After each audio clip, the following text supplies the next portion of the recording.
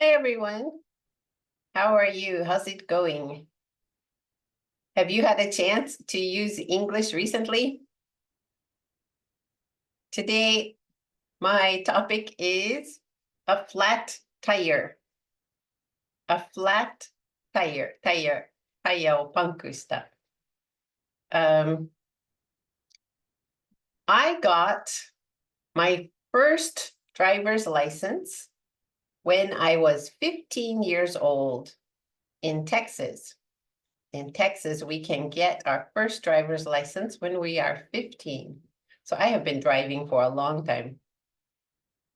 When I first got my driver's license, one of the first things my mother did was to teach me how to change a tire. If I get a flat tire in Texas, it can be very difficult to get help.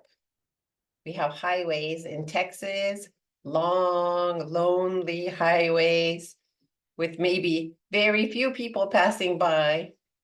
So if you get a flat tire, often you have to change the tire yourself, at least when I was young at that time.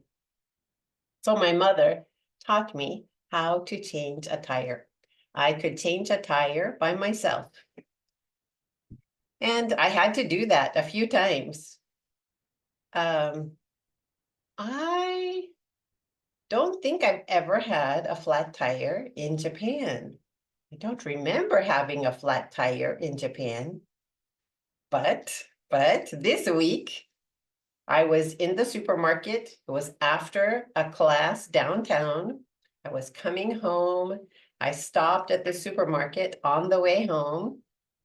And when I left the supermarket to go back to my car in the parking lot, I noticed one tire was very, very low, almost flat.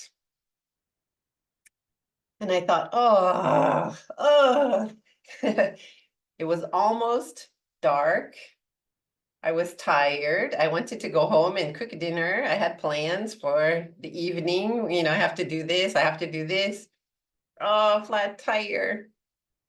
And I was looking at the tire, thinking, oh, but then I remembered that every morning, which I explained before in another video, every morning before I get out of my bed, I say a prayer, a morning prayer, and I say, God, please pre-arrange this day for me. Please pre-arrange my day. And I put my day into God's hands.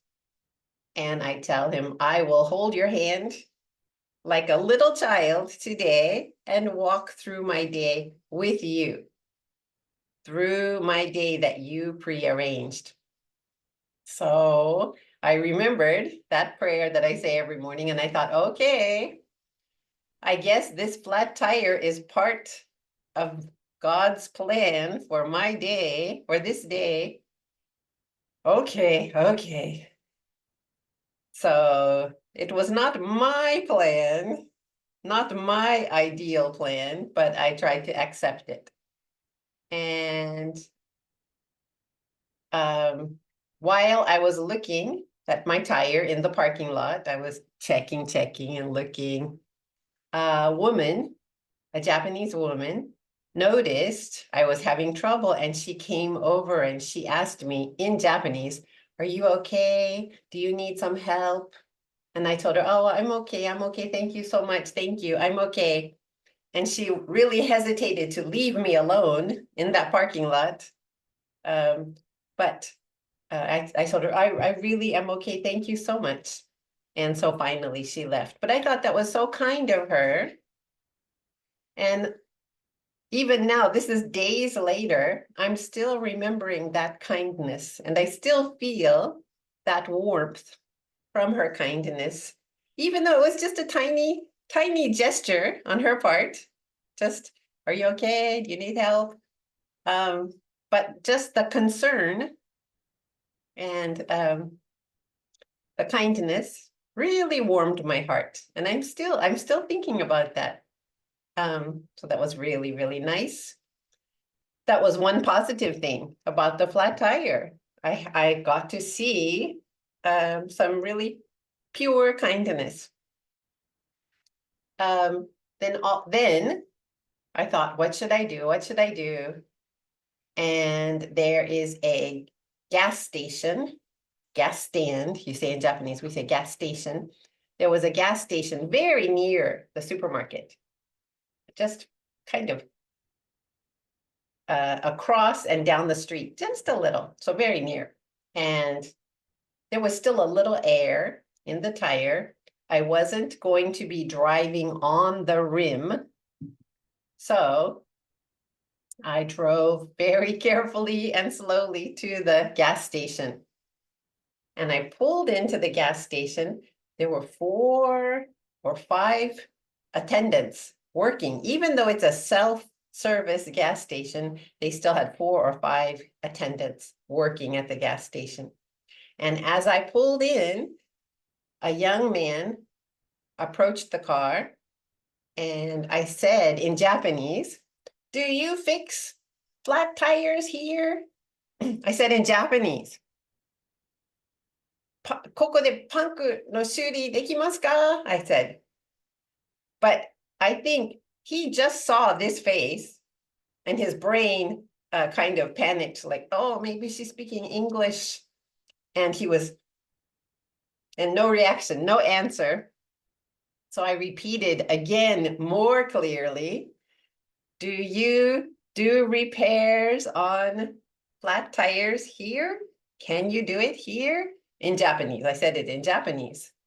And then he understood my question, but he didn't answer me anyway. He said, please move your car over here and we will check for you.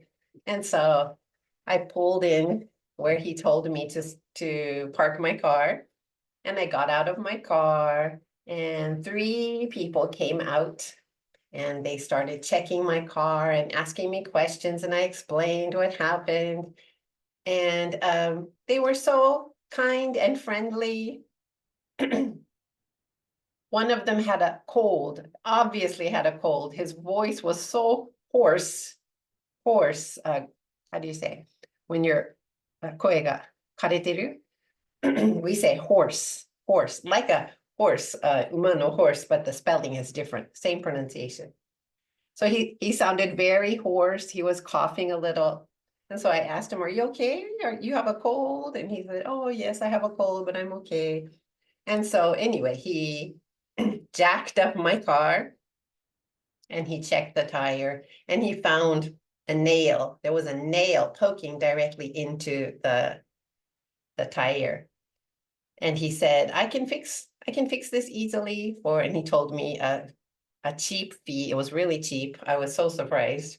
He said, I can fix it for you. So I said, okay, please fix it for me. I have to go to work in the morning, so please fix it for me.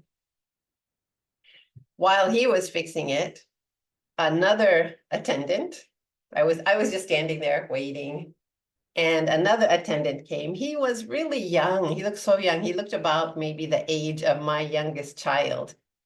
And he started saying, oh, your car is an unusual color. My car is a kind of a very bright green color. And I said, yes, yes. And I explained to him, we bought this color from the dealer because this color was the least popular. And the dealer said we can have a discount if we take this color. So we said, okay, I don't care what color. So we started talking, and he said, where do you live? I have seen this car in my neighborhood. And I asked him, where do you live? And he said, I live in blah, blah, blah, blah. And I said, oh, I'm in the same neighborhood. We live in the same neighborhood. And so he showed me his name tag, and it's Nani Nani-san, I won't say. And he said, I see your car all the time driving around our neighborhood. And I said, yes, I'm always going somewhere. And he said, next time when I see your car, I will wave at you. So I told him, okay, I will wave back at you. I'm not sure if I will recognize you because my eyes are very bad, but I will wave at you too. And so we talked and he was telling jokes, and it was just a really friendly, nice conversation with a young person the same age as my child, my own child. And they fixed my car, they fixed my tire. Everything was okay. It was cheap, much cheaper than I was expecting. I had a good time talking. I always enjoy talking to new people, and it was such a positive experience. So what had started as a really disappointing, discouraging experience, a flat tire when I wasn't, of course, not expecting it, turned into a positive experience. I saw that very kind woman who tried to help me. I met these interesting, funny, friendly gas stand attendants. And I always get my gasoline at this same gas station. So next time when I go, maybe you will say hi. So I feel like I have some new friends. And it turned out into a really positive experience. And when I was driving home, I was, how do you say, dun dun, dun dun in English. I was so cheerful. I felt so cheerful driving home because, oh, everybody's so kind. They were so nice to me. Everything turned out okay. I had a new appreciation for a car that's working. Until that moment, I thought, of course, my car is working, of course. But I had a new appreciation for a car that's working. Oh, I don't have to take the bus in the morning. I don't have to take a taxi in the morning to go to class. But anyway, I ended up, I ended up telling God, thank you. Thank you for that flat tire. That was a nice experience. Maybe you knew, you knew it's going to be a nice experience, or it's going to be a positive in my life instead of a negative. So, yeah, that's my topic today. A negative can become a positive, especially if you are, in my case, this is my belief, especially if you leave it in God's hands and say, oh, I'm not happy about this situation, but I put it in your hands, makasemasu, and can become a positive experience. You never know. Okay, I forgot again. If you want to see the subtitles of what I'm saying, you have to watch it again. You can see the English subtitles if you tap this button.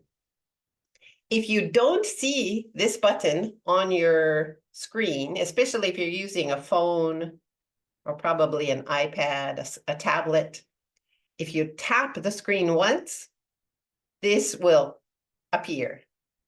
And then you can tap this and you will have some subtitles in English and you can see exactly what I'm saying.